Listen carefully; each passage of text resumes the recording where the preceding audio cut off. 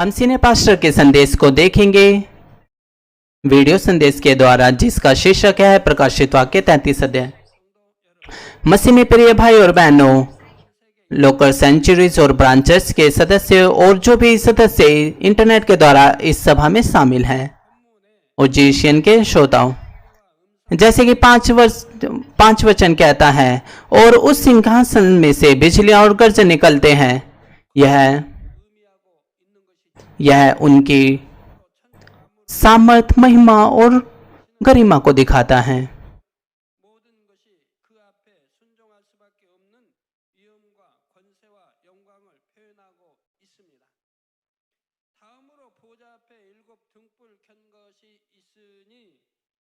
और अगले शब्द में कहा गया है, और सिंहासन के सामने आग के 7 दीपक जल रहे हैं। ये परमेश्वर की 7 कलीसियाएं हैं। 7 आत्माएं परमेश्वर का हृदय है। परमेश्वर ने उनके चिन्ह के रूप में 7 दीपकों को दिखाया है। जिस प्रकार जो एक दीपक होता है अपनी ज्योति के द्वारा आसपास के क्षेत्र को उजाला कर देता है, उसी प्रकार से जो 7 आत्माएं हैं वे परमेश्वर के हृदय से अलग होकर, जो कि ज्योति के समान है, हर एक चीजों को उजाला करती है और हर एक चीजों को बहुत ही गहराई से जांचती है। वे हर एक देशों को, हर एक के हृदय को, मनों को और हर एक लोगों की इच्छाओं को जांचती है। इसीलिए जो 7 आत्माएं हैं वे माप के मानक हैं। वे उत्तर के पैमाने के रूप में एक भूमिका को निभाते हैं। मसीह में प्रिय भाई और बहनों, क्योंकि परमेश्वर प्रेम है, परमेश्वर हम अपनी संतान को केवल भली चीजें देना चाहता है। वह केवल उन्हें आशीषों की ओर अगुवाई करना चाहता है। इसीलिए क्योंकि परमेश्वर न्याय का परमेश्वर है, वह केवल भली चीजें ऐसे ही नहीं दे सकता, जब न्याय के अनुसार शर्तें जब वो पूरी होंगी तो आप उत्तर और आशीषों को प्राप्त कर सकते हैं।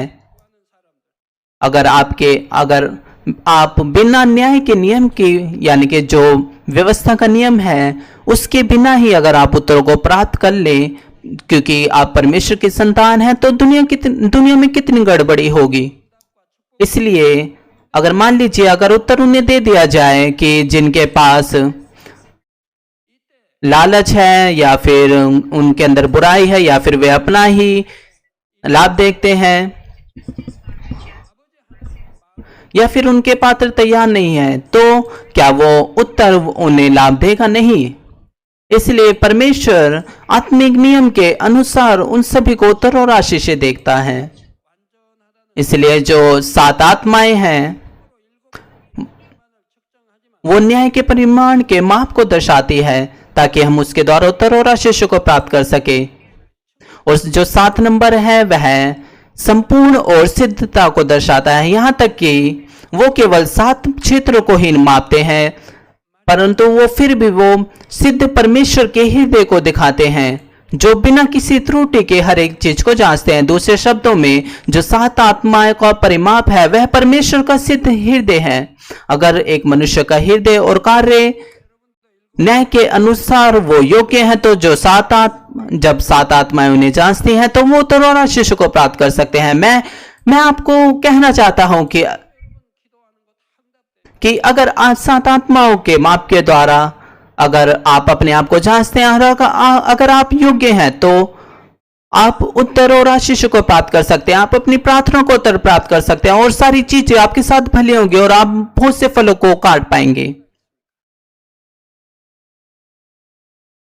अगर आप 7 आत्माओं के माप के द्वारा योग्य हैं तो कुछ भी आपके लिए संभव नहीं होगा। मैंने आपको पहले ही 7 आत्माएं जो 7 क्षेत्रों को मापती हैं उसके बारे में आपको पहले ही बता चुका हूं। जो सरदीस की कलीसिया के बारे में जब मैं प्रचार किया था, पहला वो विश्वास को मापते हैं, दूसरा वो आनंद को मापते हैं। अगर आपके पास विश्वास, प्रेम और आशा है तो आप हमेशा ही प्राकृतिक रूप से आप आनंदित रहेंगे। तीसरा वो प्रार्थना करना है। मैंने आपको हमेशा समझाया कि आपको किस प्रकार प्रार्थना करनी है। और अगला है धन्यवाद देना। आपने सीखा है कि हमें किस प्रकार धन्यवाद देना चाहिए हमेशा। और अगला है आज्ञा को मानना। यह पुराने नियम में इसे दर्शाया गया है कि हम परमेश्वर और प्रभु को किस प्रकार प्रेम कर सकते हैं, यह वो है कि उसकी आज्ञा को मानना है। इसलिए आपको हर एक आज्ञा का पालन करना है, चाहे वे छोटी हो या बड़ी। और अगला है विश्वास योग्यता, क्योंकि मूसा जो था वो परमेश्वर के सारे घराने में विश्वास योग्य और नम्र था, वह परमेश्वर से आमने सामने बात कर पाया। और अगला है आत्मिक प्रेम। ये सारे 7 जो क्षेत्र हैं वो एक साथ मापे जाते हैं। अगर आप इन 7 क्षेत्रों में आप योग्य बन जाते हैं तो आपको किसी भी चीज की घटी नहीं होगी। इसलिए अगर आप उत्तर को प्राप्त करना चाहते हैं तो आप अपने आप को ये जो माप है इसके अनुसार अपने आप को जांच सकते हैं।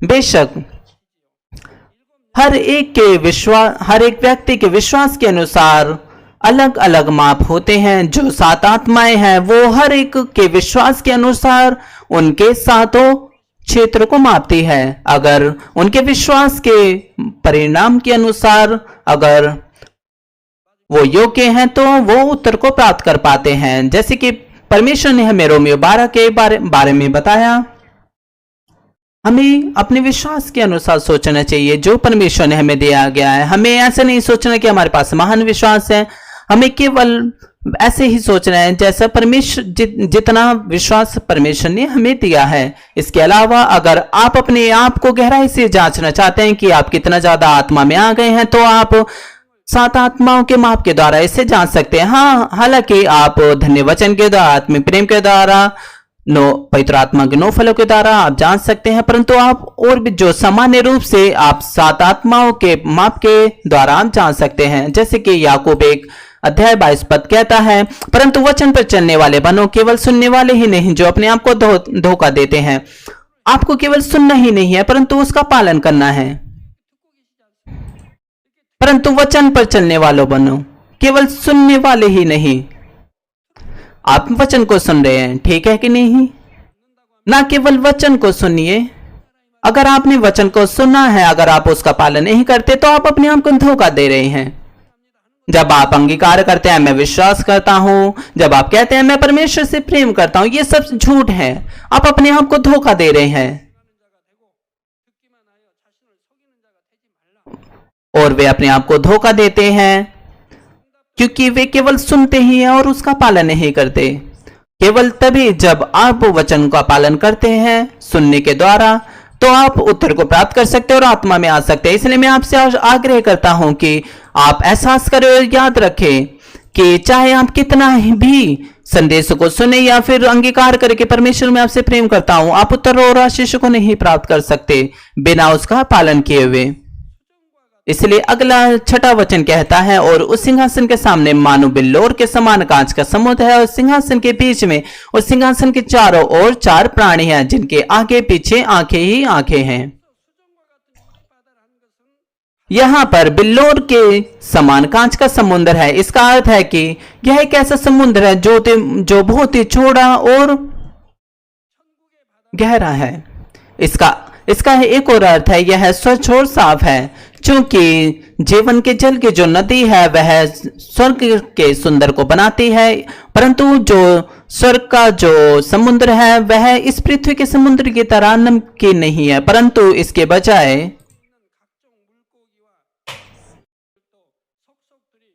बजाय वो बहुत ही ज्यादा मीठा है और बहुत ही ज्यादा बढ़िया है। इसके अलावा वो बहुत ही ज्यादा स्वच्छ है और उसमें आप अलग अलग प्रकार की मछलियों को देख सकते हैं। वो बहुत ही ज्यादा साफ है। और इसके अलावा जो कांच का समुद्र है उसका एक और महत्वपूर्ण भूमिका है। जब श्वेत न्याय सिंहासन होगा उसके दौरान वो बहुत ही महत्वपूर्ण भूमिका को निभाएगा। उस जो कांच का समुद्र होगा उसमें आपके हर एक विचारों को, कार्य को, हर एक शब्दों को उसमें दिखाया जाएगा। सब चीजें वो कांच का जो समुद्र है उसमें दिखाई जाएगी। वो बहुत ही ज्यादा साफ और स्वच्छ होंगी। आप सोच सकते हैं शारीरिक रूप से कि हम कैसे इस बड़े समुद्र में उन सारी चीजों को एक ही नजर में देख सकते हैं। मान लीजिए अगर आप अटलांटिक ओशन के किनारे पे खड़े हुए हैं, अगर वो जो पूरा समुद्र है वो एक स्क्रीन होता तो शारीरिक सोच के अनुसार आप एक ही नजर में उसको नहीं देख सकते हैं, परंतु फिर भी चाहे कांच का समुद्र कितना ही चौड़ा और कितना ही विशाल क्यों ना हो, आप उसे एक ही नजर में देख सकते हैं। आत्मिक क्षेत्र में यह संभव है। जो चीजें हैं वो 1000 या 100 गुना, 1000 के 100 गुना वो छोटी हो सकती है, ताकि हम एक ही नजर में उसे देख सके। शारीरिक संसार में आप उन चीजों को ही देख सकते हैं जो आपकी नजर में आती है, परंतु आत्मिक क्षेत्र में चाहे वो चीजें कितनी ही बड़ी और विशाल क्यों ना हो, आप उसे एक ही नजर में देख सकते हैं। उदाहरण के रूप में शारीरिक दृष्टिकोण से स्वर्गदूत और करूब इतने विशाल हैं कि उन्हें एक नजर में देखा नहीं जा सकता, परंतु अगर आपकी आत्मिक आंखें खुली हुई हैं तो आप उन्हें एक ही नजर में देख सकते हैं। चाहे वो स्वर्गदूत और करूब कितने ही विशाल क्यों ना हो, आप उन्हें सर से लेकर पांव तक देख सकते हैं। और इससे ही बढ़कर अगर आप उनके आत्मिक एहसास को अनुभव कर सके जब उन्हें देखने के द्वारा, तो आप उनके हर एक छोटी से छोटी डिटेल्स को भी आप उसी समय पूरे तरीके से देख सकते हैं। और जो प्रधान स्वर्गदूत हैं उनमें से एक जो प्रधान स्वर्गदूत है उसका नाम मिकाएल है। वह स्वर्गीय सेना का कमांडर है, जैसे कि पुराने नियम में दर्शाया गया है। उसकी गरिमा और उसका अधिकार महान है। वह बहुत और वह उसका जो साइज है वो बहुत ही विशाल है। आइए मैं जो प्रधान स्वर्गदूत मिकाएल है उसके बारे में छोटी सी बातें बताऊं। वह एक हेलमेट पहने हुए हैं जो कि एक ताज की तरह है। अपने सिर पर वह एक लंबी सी तलवार लिए हुए खड़ा हुआ है और उसके ऊपर दाहिनी तरफ मरकत का एक मणि है और उसके नीचे माणिक्य है और उसके बाई छाती पर एक नेम टैग लगा हुआ है और साथ ही उस टैग पर उसका नाम लिखा हुआ है और उसकी रैंक क्या है वो लिखी हुई है। और साथ ही वह बेल्ट पहने हुआ है और उस बेल्ट पर अलग अलग बहुत प्रकार के शस्त्र लगे हुए हैं और वो एक बहुत ही लंबी लॉन्ग स्कर्ट पहने हुए हैं, यहाँ तक कि उसके पैर भी नहीं दिखाई दे पाते क्योंकि वो छुपे हुए हैं उस लॉन्ग स्कर्ट में। और जिनकी आत्मिक आंखें खुली हुई हैं वे उसको देखने के द्वारा उसे पहचान जाएंगे कि वह प्रधान स्वर्गदूत मिकाएल है। परंतु आप ऐसा ना कहें कि क्योंकि वो एक बहुत बड़ा स्वर्गदूत है और उसने स्कर्ट पहनी हुई है इसलिए वो प्रधान स्वर्गदूत मिकाएल है। जैसा मैंने आपको बताया कि उसके मणि और उसके शस्त्र इस प्रकार से है, तो आप कह सकते हैं कि हाँ वही है प्रधान महान स्वर्गदूत। और साथ ही प्रधान महान स्वर्गदूत के विपरीत जो कि स्वर्गीय सेना का जो इंचार्ज है गैर सैन्य प्रधान स्वर्गदूत, उनके बहुत ही अलग अलग कपड़े हैं। क्या आप कल्पना कर सकते हैं कि प्रधान स्वर्गदूत गिब्राइल वह हेलमेट पहने हुए है और एक बड़ी तलवार लिए हुए है? नहीं, ये बहुत ही अलग है। मैं आपको पहले ही बता चुका हूं। मैं आपको पहले ही बता चुका हूं कि जो 4 जीवित प्राणी हैं उनकी बहुत ही ज्यादा गहरी गहरी बातें मैं आपको बता चुका हूं। आज रात जो 4 जीवित प्राणी हैं वो परमेश्वर के सिंहासन के पास रहते हैं और यह दिखाता है कि उनका पद वो कितना ऊंचा है। और करूबों के बारे में हम उत्पत्ति के संदेश में सुन चुके हैं। जब आदम और हव्वा अदन की वाटिका में थे, परमेश्वर ने आदम को अदन की वाटिका की सुरक्षा का अधिकार दिया। वह किस प्रकार उसकी सुरक्षा कर सकता था और क्यों उसे उसकी सुरक्षा करनी थी जबकि पाप बहुत ही कम था उस समय? उसके लिए स्पष्टीकरण होना चाहिए। हाँ, क्योंकि वहां पर कोई सेंध लगाने वाला था इसलिए वह सुरक्षा उसे करनी थी। तो यह कितना अच्छा होगा कि लोग इसका एहसास कर सके। आप कितने ज्यादा खुश हैं कि आप इसे जानते हैं।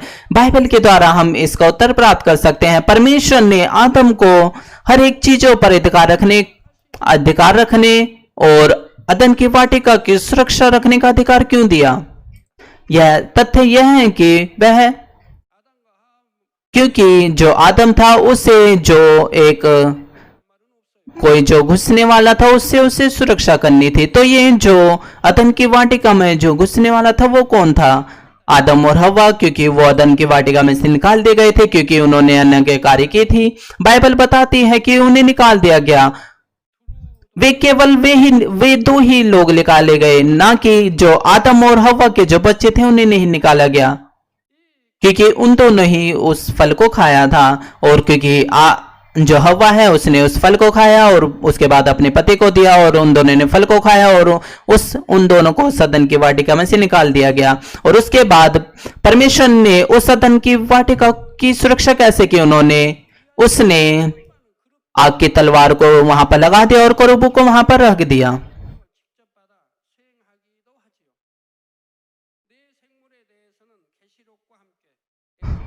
प्रकाशिता की किताब के द्वारा यह स्केल में हम 4 जीवित प्राणियों के बारे में हम सीख सकते हैं। यह आसान नहीं है कि उनका जो वास्तविक जो अपीयरेंस है उसके बारे में पढ़ना।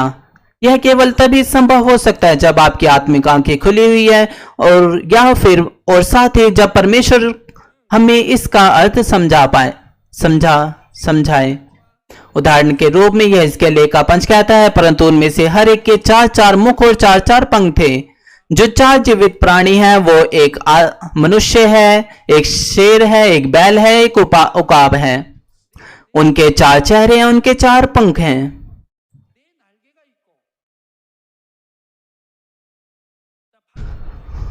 परंतु प्रेरित पौलुस ने 8 वचन में कहा कि उनके 6-6 पंख हैं। यहां पर यह अलग क्यों है? यहां पर यह अलग क्यों दर्ज किया गया है?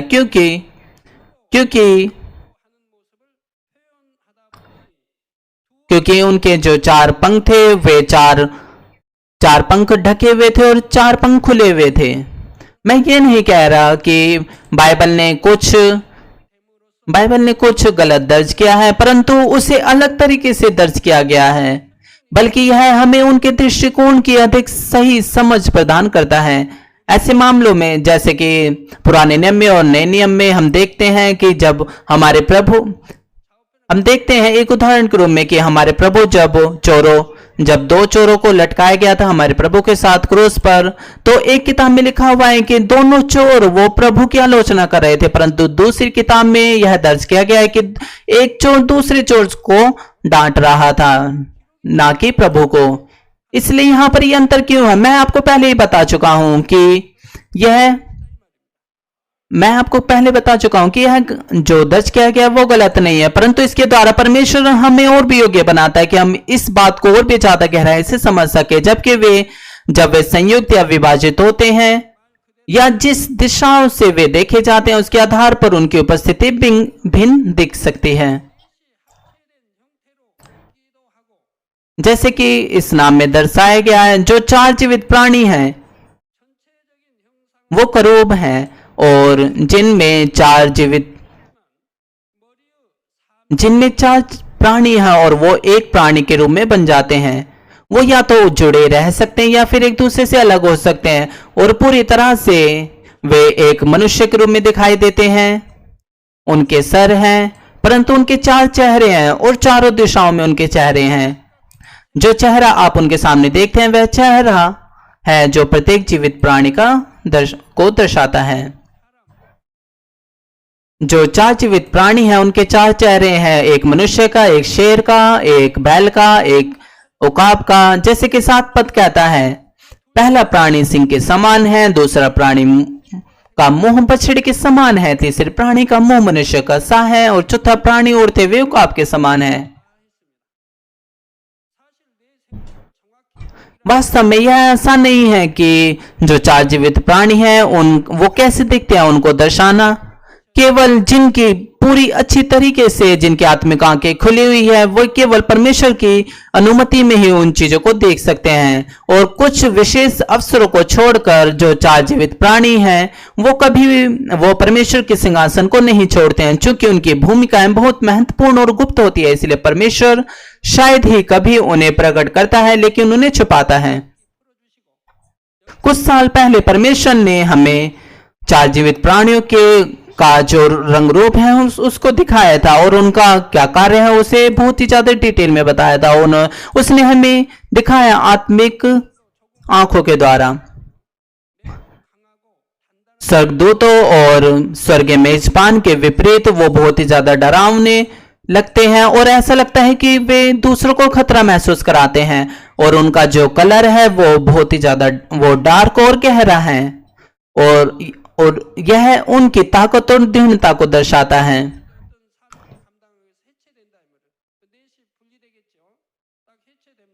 जो ये चार जीवित प्राणी हैं वो एक हो जाते हैं, परंतु जब वो उन्हें किसी आदेश का कार्य करना होता है तो वो अलग अलग हो जाते हैं, चारों दिशाओं में चले जाते हैं। इसका अर्थ है कि एक प्राणी वो उत्तर जाता है, एक प्राणी दक्षिण, एक प्राणी पूर्व, एक प्राणी पश्चिम। वे पीछे नहीं मुड़ सकते, वे केवल सीधे ही जा सकते हैं।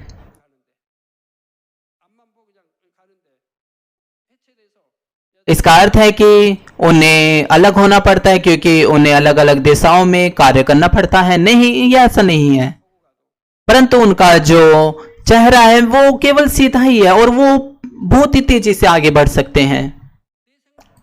वो केवल सीधे ही चलते हैं, और उनकी जो गति है वो बहुत ही ज्यादा तेज है।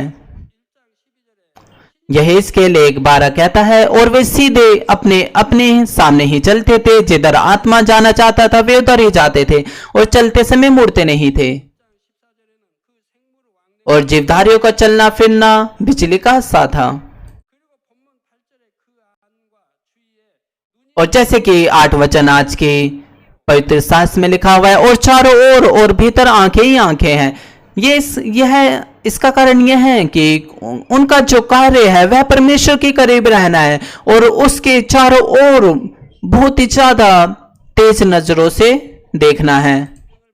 और इसका एक और कारण है, क्योंकि यह परमेश्वर से आदेश प्राप्त करना है और पृथ्वी पर गश्त लगाना है। जो चार जीवित प्राणी हैं उनका जो कार्य है वो एक नेशनल सिक्योरिटी एजेंसी या फिर ब्यूरो ऑफ इन्वेस्टिगेशन की तरह है।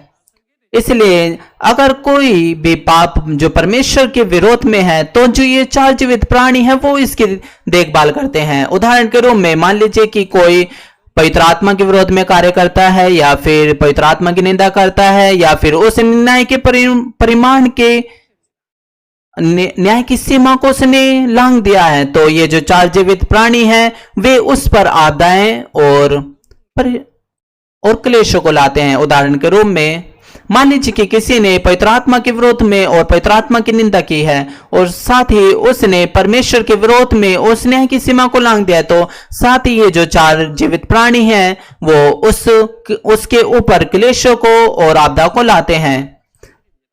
जो सदोम और गमोरा की जो सजा थी वो चार जीवित प्राणों के द्वारा की गई थी, क्योंकि उन्होंने परमेश्वर से उस आदेश को प्राप्त किया था। और साथ ही उनका हाथ 7 साल का जो महाक्लेश होगा उसमें भी होगा। इसी कारण से जो चार जीवित प्राणी हैं उनको प्रकाशित वाक्य में दर्ज किया गया है। और साथ ही उनका समग्र रूप से एक कार्य है, लेकिन उनमें से प्रत्येक के अपने अपने निर्देश और कार्य भी हैं। पहला, जो मनुष्य जैसा प्राणी है उसके पास अधिकार है करूबों को हिलाना और उन्हें आदेश देना। उसके पास अधिकार है करूबों को हिलाना और आदेश देना। और अगला, उकाब के समान जो प्राणी है उसके पास अधिकार है स्वर्ग के दरवाजे को खोलना और बंद करना। जो उकाब के समान जो प्राणी है उसके पास अधिकार है चौथे स्वर को पहले तीसरे स्वर को और दूसरे स्वर के दरवाजों को खोल देना और या फिर उसे बंद करना। परंतु यह बहुत ही ज्यादा कम होता है कि जो चौथा स्वर्ग है उसके दरवाजे खोले जाएं। जैसे कि प्रेरितों के किताब में लिखा गया है, जब डीकन स्तिफनुस था उसने प्रभु को परमेश्वर के दाहिनी ओर खड़े हुए देखा।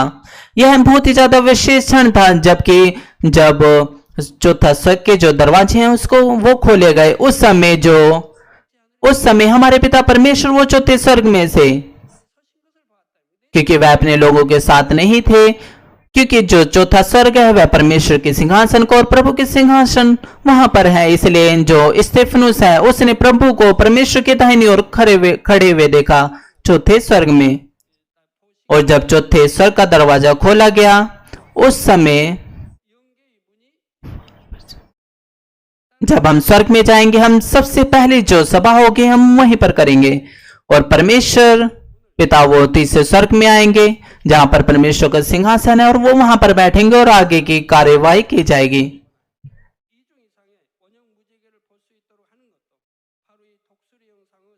और हम ये जो कांच जैसा प्राणी है वो बहुत से आत्मिक क्षेत्रों के दरवाजे को खोलता है और जो स्टार्स के मूवमेंट है और बहुगुना वर्षा धनुष है उसको भी वो दिखाता है। और साथ ही सिंह के समान जो प्राणी है उसके पास अधिकार है महामारी और आपदाओं को नियंत्रण में रखने का अधिकार।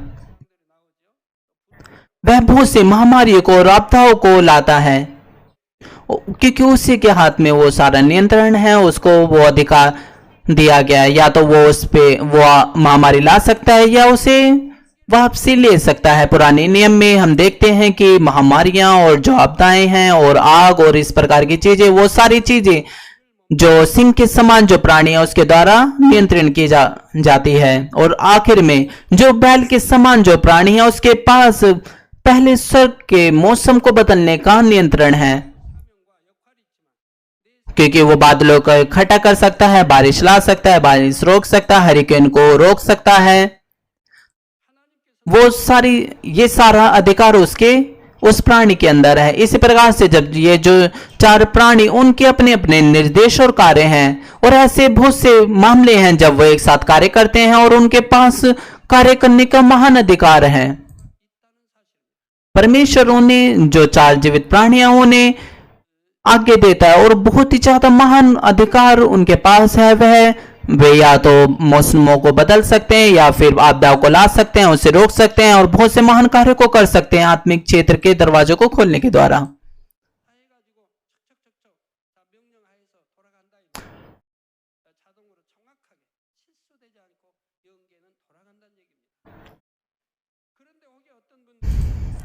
वैसे कुछ लोग कह सकते हैं कि जो चार जीवित प्राणी का जो रूप है वो बहुत ही ज्यादा अलग है, जैसा कि उसमें बाइबल में लिखा हुआ है, परंतु ऐसा नहीं है। जब आप उन्हें देखेंगे, हाँ बेशक उनकी जो गरिमा है, उनका जो अधिकार है वो महान है और ऐसा लगता है कि आप उनको देखते हुए डर महसूस करेंगे, परंतु क्योंकि वे परमेश्वर को सुरक्षा देते हैं, उसके करीब रहते हैं, उनके पास इस प्रकार की महिमा और अधिकार है, इसलिए उनके करीब कोई नहीं जा सका, इसलिए उनके करीब जाना आसान नहीं है। जिस प्रकार इस संसार के लोग, जो इस संसार के जो राजा हैं, वो बहुत ही ज्यादा अच्छे लोगों को ढूंढते हैं ताकि जो उनकी सुरक्षा करे, तो इसी प्रकार से परमेश्वर ने इन चार जीवित प्राणी को रखा है। वो बहुत ही ज्यादा डैशिंग और कमांडिंग है और परंतु वो फिर भी सुंदर हैं। जैसे कि 8 वचन कहता है, वे ये कहते हुए नहीं रुकते, पवित्र पवित्र प्रभु परमेश्वर सर्वशक्तिमान जो है, जो था, जो आने वाला है।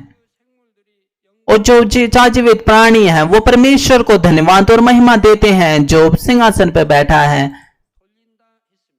जो कि सदा और सर्वदा जीवित है।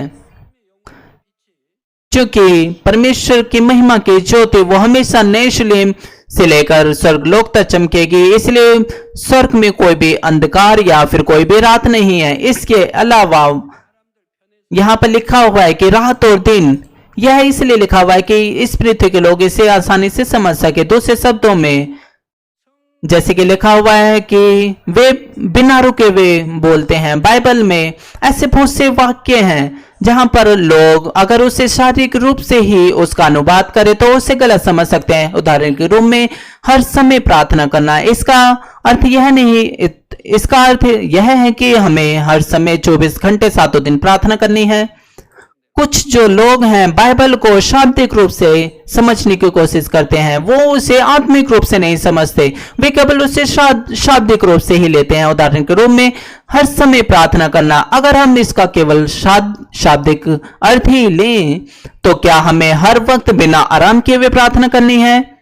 तो हम खाएंगे कब और हम कब सोएंगे? इसीलिए हमें इसका आत्मिक अर्थ ढूंढना है कि हमें हर समय प्रार्थना किस प्रकार करनी है।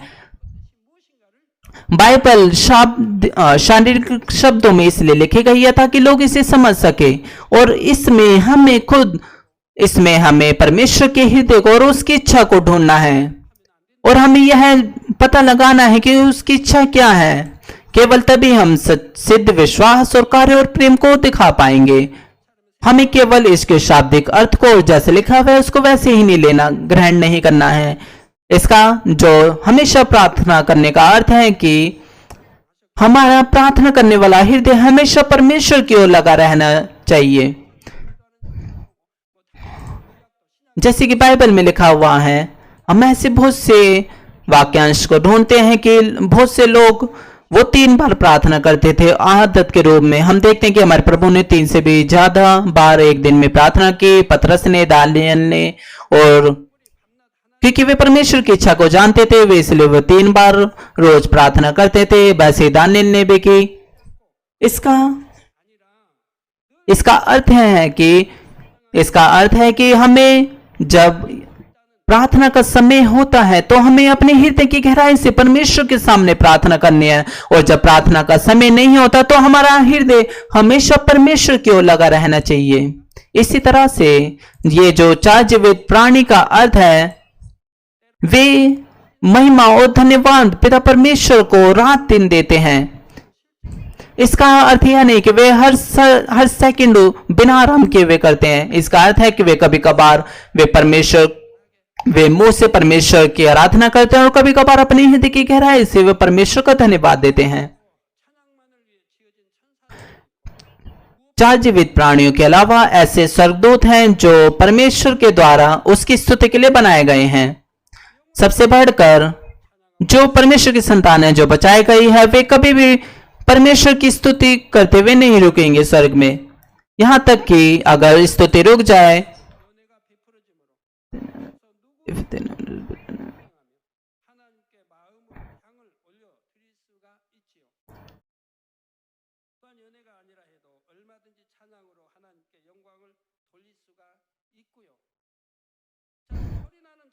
वे हमेशा अपनी आवाज के द्वारा परमेश्वर को महिमा देंगे और स्तुति करेंगे और अपनी सुगंध को परमेश्वर को चढ़ाएंगे। इस तरह के हृदय के द्वारा जो 4 जीवित प्राणी है वे हमेशा परमेश्वर की स्तुति और आराधना करते हैं और वे अंगीकार करते हैं कि पवित्र पवित्र प्रभु परमेश्वर। पहला पत्रस 1:16 कहता है, क्योंकि लिखा है कि पवित्र बनो क्योंकि मैं पवित्र हूं। जैसे कि लिखा हुआ है परमेश्वर पवित्र है और वह हमसे चाहता है कि हम भी पवित्र बने, और यह परमेश्वर की आज्ञा है। वह कहता है कि तुम्हें पवित्र बनना है क्योंकि मैं पवित्र हूं। वह हमसे यही कहता है, वह हमें यह आज्ञा देता है।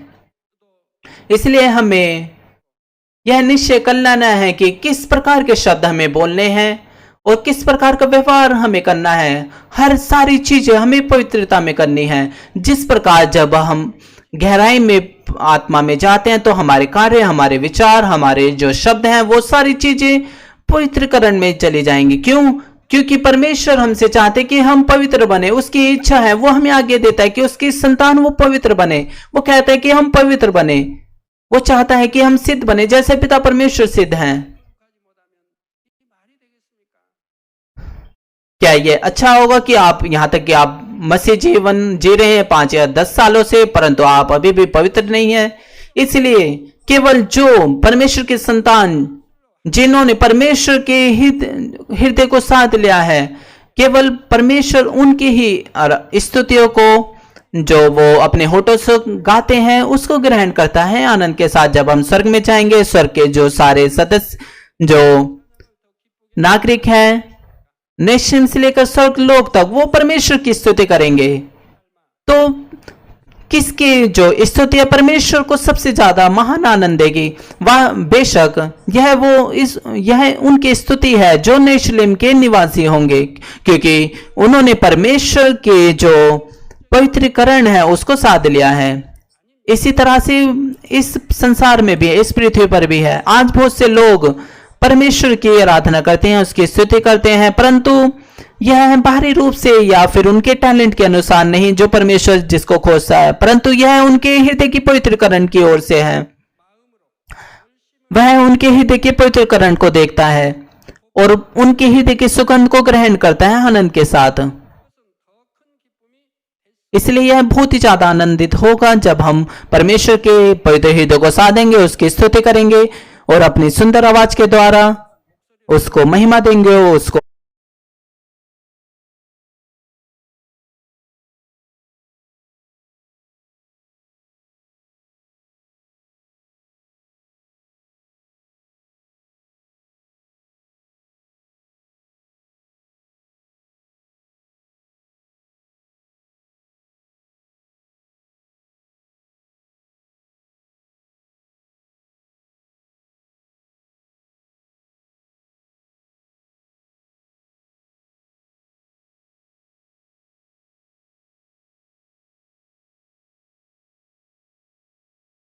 आनंद प्रेम करता हूं। आपको अपने हृदय से प्रेम करना है, ना कि शब्दों से, न केवल शब्दों से। ऐसे परंतु कुछ लोग हैं जो अपने हृदय से प्रेम करते हैं परंतु अपने शब्दों को बयान नहीं कर पाते। यह भी ठीक नहीं है। आप केवल बाहरी जो कार्य है उस पे ही ध्यान दे, अपने हृदय को बिना देखे, तो परमेश्वर इसको नहीं स्वीकारता। अगर आप अपने हृदय को दे, अपने कार्यों के साथ साथ जिसमें हृदय पाया जाता है, ईमानदारी पाई जाती है, तो यह परमेश्वर के हृदय को छूता है और यह एक बहुत ही ज्यादा मोटी जो सुगंध है परमेश्वर को अर्पण होती है। जैसे कि पहला यूहन्ना 3:18 में लिखा है, बालकों हम वचन और जीभ ही से नहीं पर काम और सत्य के द्वारा भी प्रेम करें। यह हमें सत्य और कार्य में प्रेम करना सिखाता है। इसलिए हम भविष्य में परमेश्वर की ऐसी संतान बने जो धन्यवाद और आनंद के साथ परमेश्वर को महिमा और स्तुति देने पाए।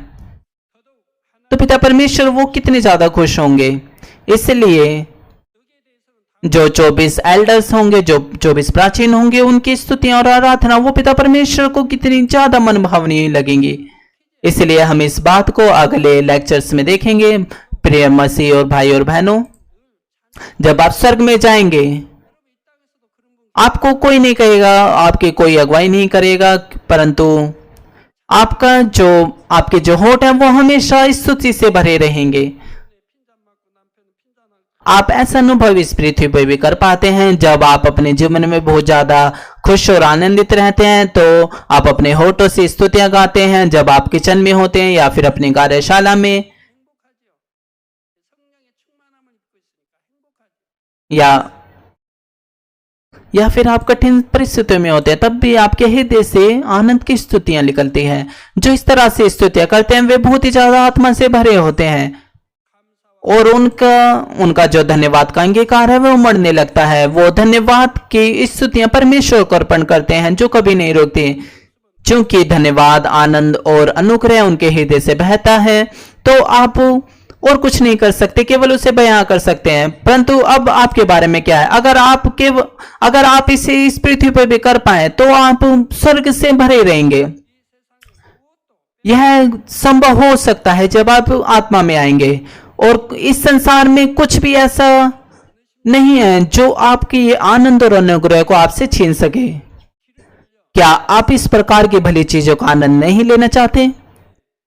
आपके सामने दरवाजे खुले हुए हैं। मैं आशा करता हूं कि आप हिचकिचाएंगे नहीं। आप हर प्रकार की चिंताओं से, परेशानियों से, इस शारीरिक संसार की चीजों से दूर रहेंगे। प्रिय भाई और बहनों, कृपया इसे याद रखें, जब आप स्वर्ग में जाएंगे, यहां तक कि आपसे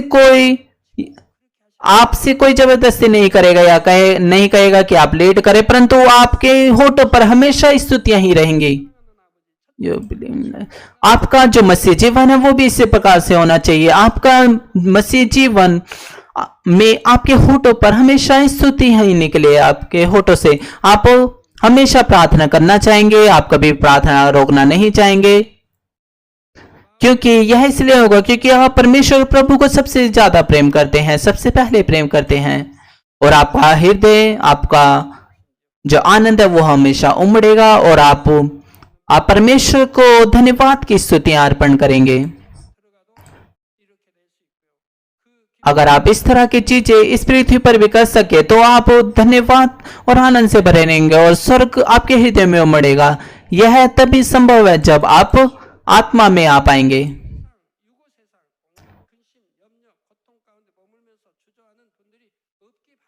मैं आशा करता हूं कि आप हिचकिचाएंगे नहीं, आप शारीरिक संसार की परेशानियां, चिंताएं और परेशानियों से दूर रहेंगे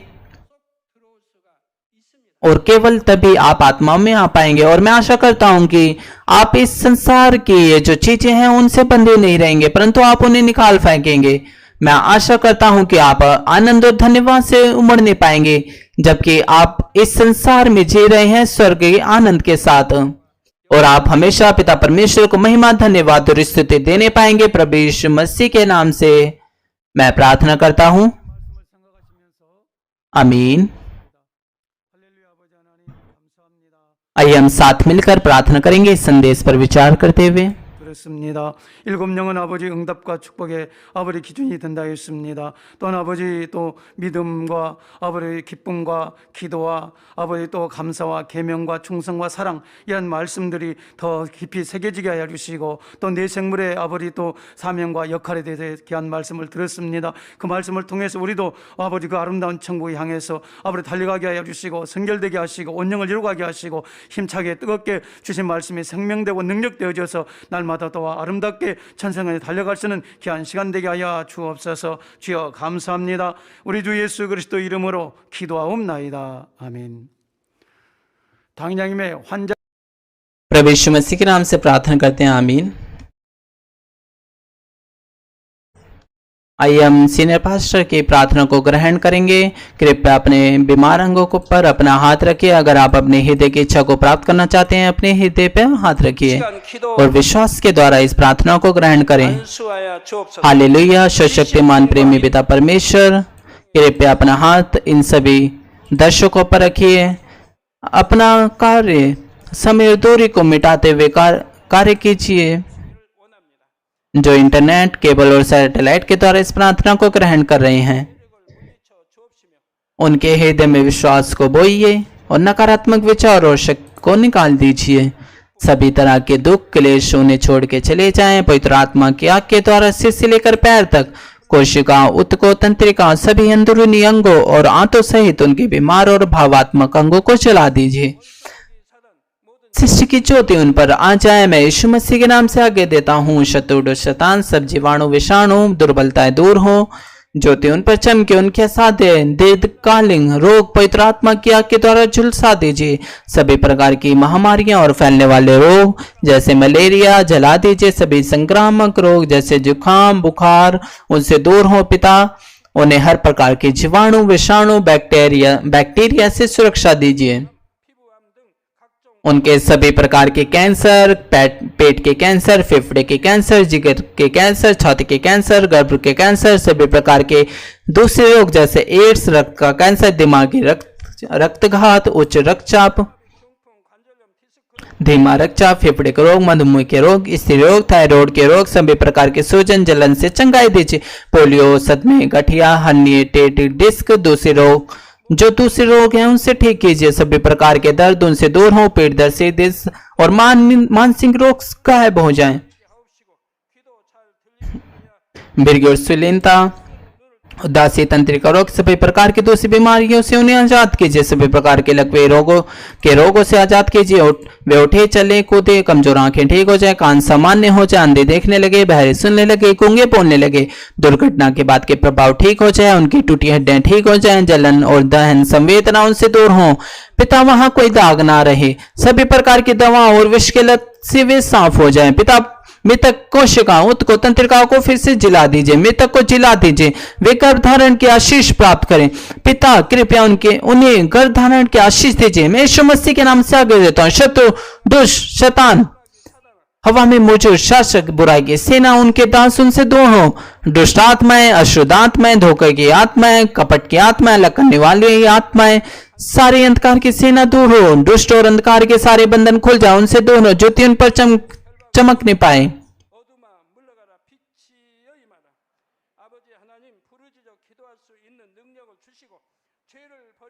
पिता परमेश्वर उन्हें प्रार्थना में चिल्लाने की ताकत दीजिए। पापों को निकाल देने के सामर्थ्य के अधिकार दीजिए। वे पवित्र बन जाएं।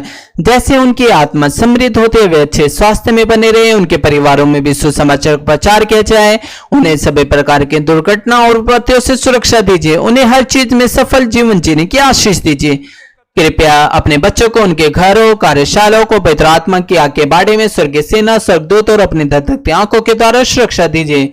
विद्यार्थियों को बुद्धि समझ दीजिए। उनके हृदय अधिक जुनून और पढ़ाई की इच्छा से भर जाएं। संसारिक चीजों से उनके मन हृदय को दूर रखिए। उनके हृदय में और अधिक जोशीला प्रेम रोपी अपने बच्चों को आशीष दीजिए। चाहे वे खाएं पिए या जो भी कुछ करें,